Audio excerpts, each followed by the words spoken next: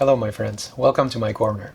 I have a copy with me of L'Africain by the 2008 Nobel laureate Jean-Marie Gustave Le Clézio. This is a very special book for me because this is the first literary work that I read completely in French. Before that, I had read Le Clézio, but in English. Back when I started reading the Nobel laureates, I decided to read Onitsha by him. And primarily that was because I knew that this was a novel that was in dialogue with Joseph Conrad's Heart of Darkness, which, as you may know, is one of my favorite texts and one of the novellas that I respect and enjoy the most. So one day I was at a used bookstore and I found a copy of L'Africain right here. And what I did was I did the one-page test, which is something that I usually do. I just opened it at random, read one page, really liked it, noticed that I could read it and understand it, and I felt brave enough to give it a try in the original language. So it was a little bit of an experiment, a really nice experience reading, but also a challenge for me. Let me give you a little bit of my background when it comes to that, just so you know what my experience was like. I have one semester of reading French, one semester of French for reading, basically. That's what I took.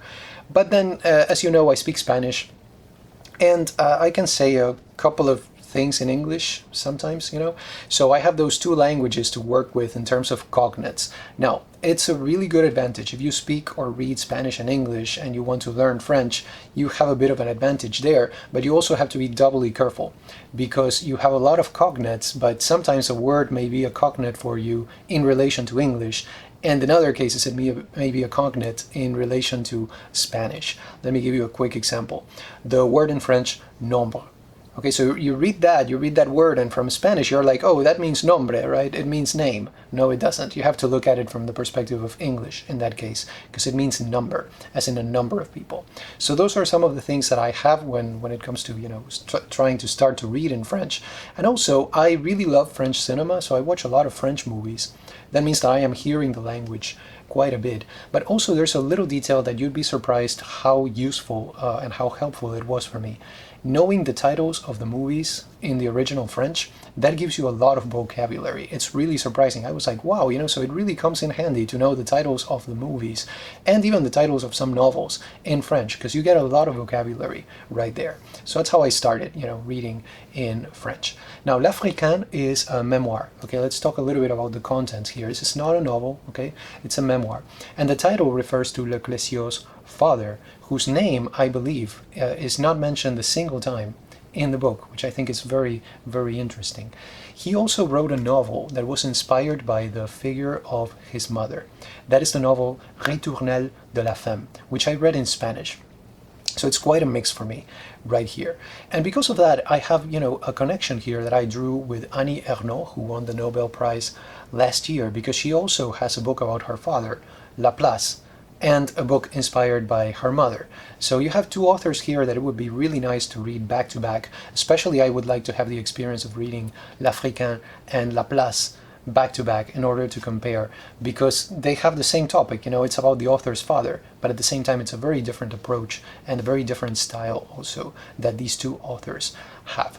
However, in this case, I think the figure of the father is really just a point of departure. Okay, because L'Africain is really a Proustian attempt to regain the lost paradise of childhood, which in the case of Le Clézio was spent in Nigeria, where his father was a doctor. So that is to me the main theme of this, even though we have the father as the main figure of the text. So besides painting a portrait of his family, Le Clézio also tells you about the local customs, and he just describes the wonderful landscapes, the violent storms, the unreal anthills, and just the winding rivers and the streams and all of those beautiful natural things. The descriptions really are so vivid, that after reading the book, I felt as if I had witnessed all of these things with my own eyes. So this is something that you rarely get with authors. I think to have that command, and Le Clézio does, this great command of descriptive prose is really just amazing. I could think of one other example when this happened to me, and it was after reading Kim by Rudyard Kipling. So it's a novel that I connected with this memoir because of the wonderful powers of description and evocation that both of these authors have. They really make you feel as if you had been right there.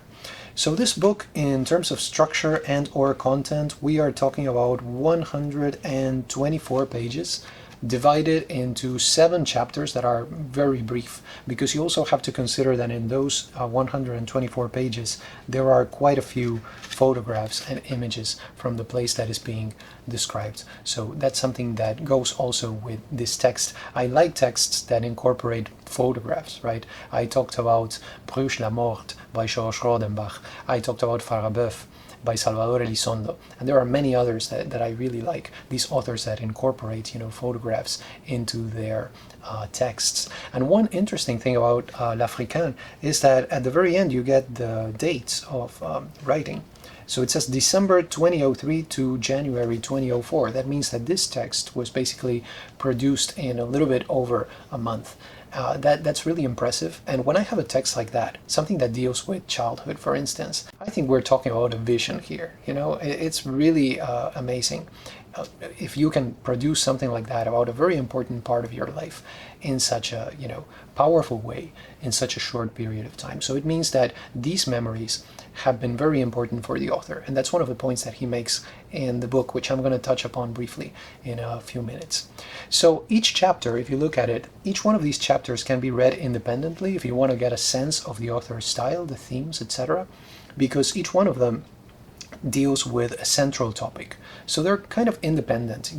Each chapter is a unit, and you have a central theme right there. For example, the first chapter, which is titled Le Corps, deals with the notion of the body and the supremacy of the body in Africa as opposed to the face, right? This is something that he says, that he became conscious of the body in Africa as opposed to the face, and it was mainly because of a childhood illness that he suffered at that time. So let me share with you a little quote from this part. This is from the first chapter. I'm going to have a translation for you on the screen. So this is what he says in the first chapter at one point. This is page 16 if you happen to have this edition of L'Africain. He says, L'Afrique qui déjà montait mon visage me rendait un corps, douloureux, enfiévré, ce corps que la France m'avait caché dans la douceur anémiante du foyer de ma grand-mère, sans instinct, sans liberté. Interesting, right? This idea that all of a sudden he feels conscious of this body. But my favorite chapter of all was actually the last one, which is titled L'Oubli. L'Oubli in the sense of the forgetting, right? And it has to do with the forgetting of the colonized by the colonizer after the plundering. Okay, he says that this is a kind of oubli tactique, so a tactical forgetting, a strategic forgetting. Very interesting chapter and a very good way to end this whole narrative of memory. What struck me above all about L'Africain was the fact that this is a very positive book. Okay, he says that his memories of Africa are for him a treasure, something that nobody will be able to take away from him. It's something that he will always carry. So even as it usually happens, right, even though these are past events, the past continues to be present.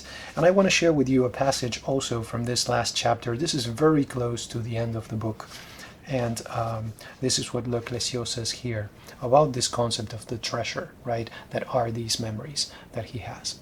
Ce trésor est toujours vivant au fond de moi. Il ne peut pas être extirpé. Beaucoup plus que de simples souvenirs, il est fait de certitude. I love that quote. Okay, I think that also gives you an example of what he's talking about in this book, this sense of the treasure of memories. And he makes it very clear at one point that he's not talking about nostalgia on the one hand, and he's not talking about exoticism, which are maybe two things that are very dangerous when you're trying to write a memoir. He calls nostalgia a peine dérelictueuse. So maybe a derelict sorrow, a derelict type of sadness. And of exoticism, on the other hand, he says that children are absolute strangers to this vice. He uses the word vice right there to describe this idea of exoticizing. It's a vice of adults, right, of grown-ups.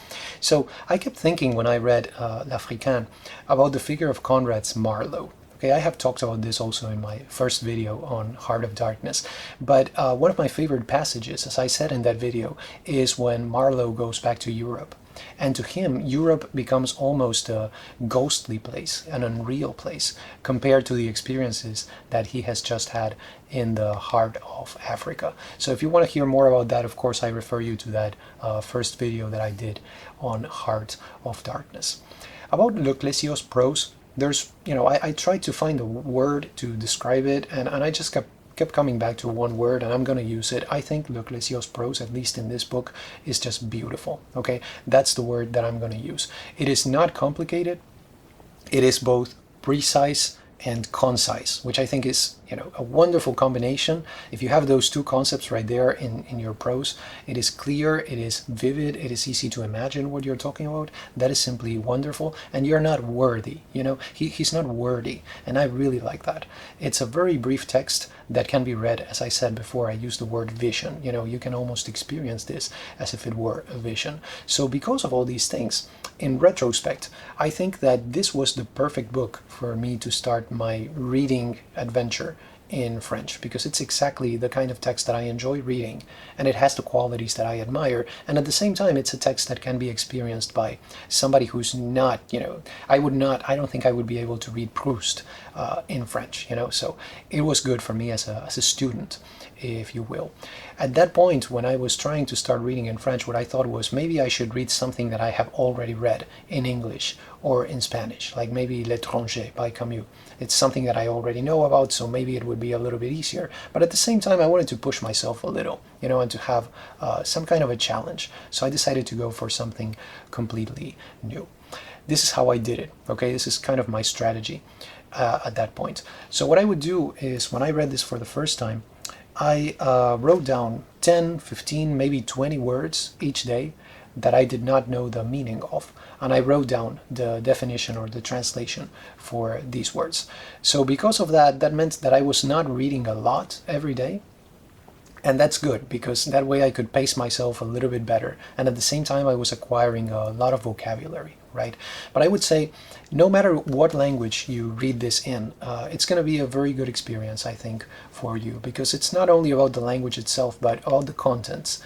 There's a version of this in English. I believe it is translated into Spanish too, and it is just very good. It reads very well, no matter what language you read it in. Let me share something with you. The Swedish Academy described Le Clézio as an author of new departures, poetic adventure and sensual ecstasy, explorer of a humanity beyond and below the reigning civilization. I love that. Okay, if I could get a citation like that, let's say I would be very, very happy. But you have these words, right? The words departures, poetic adventure, right? Sensual ecstasy, which is ecstasy literally means outside, going outside of the body. And we talked about how the body was an important element for Le Clézio in his childhood and in the comparison between Europe and Africa. He is also called an explorer, right? So you have this sense of adventure, and reading him, I would say, really is that. It's really an adventure that you're going into. He is a transnational author, okay, an author for our transnational era, really, because he has lived all over the place and he has been in contact with many different cultures, and he just has a very broad perspective and an inclusive worldview, which is something really nice to have these days. L'Africain is a very good example of his art if you're trying to sample something by him, but also I would say, the one that I mentioned before, Onitsha, is a really good novel. The other text that I have read by him that I also mentioned was Ritournelle de la Femme, but that is not available in English, so you would have to look for a copy in French. It's available in Spanish for sure. And then here's the other book, the fourth book by Le Clézio that I read, which is a very tiny volume because it is the Folio Junior edition. So it's meant for young readers, and it includes two texts, Villa Aurore and Orlamont. Okay, and the nice thing about it is that it comes with illustrations, and then at the very end of the book you have some activities for young readers, so as to make this a fun kind of an experience. I have read Le Clézio in 3 different languages, and I can tell you that I have not been disappointed in any one of those reading experiences. So I'm going to keep reading him. I have a copy of his first novel, which I showed you before in one of my book hauls. And that one is more associated with the Nouveau Roman, because that's kind of the vein in which he was writing when he began to publish his works. So I'm definitely going to check out that one. And then I have some novellas in French also, so I think I'm going to just, keep going with that. So those are my 2 cents on Jean-Marie Gustave Le Clézio's L'Africain, a memoir about his father, but also about his childhood. I hope you enjoyed the video. Do you have any questions, comments, recommendations, recipes? Have you read Le Clézio? I would love to hear your experience with him, and maybe if you have other books by this author that you would like to recommend to me, because I have not read much by him and I really want to explore his work, and he's just very prolific. So please let me know. Please keep those recommendations coming my way if you have any, because I really appreciate them. Thank you so much for stopping by, and have a wonderful day.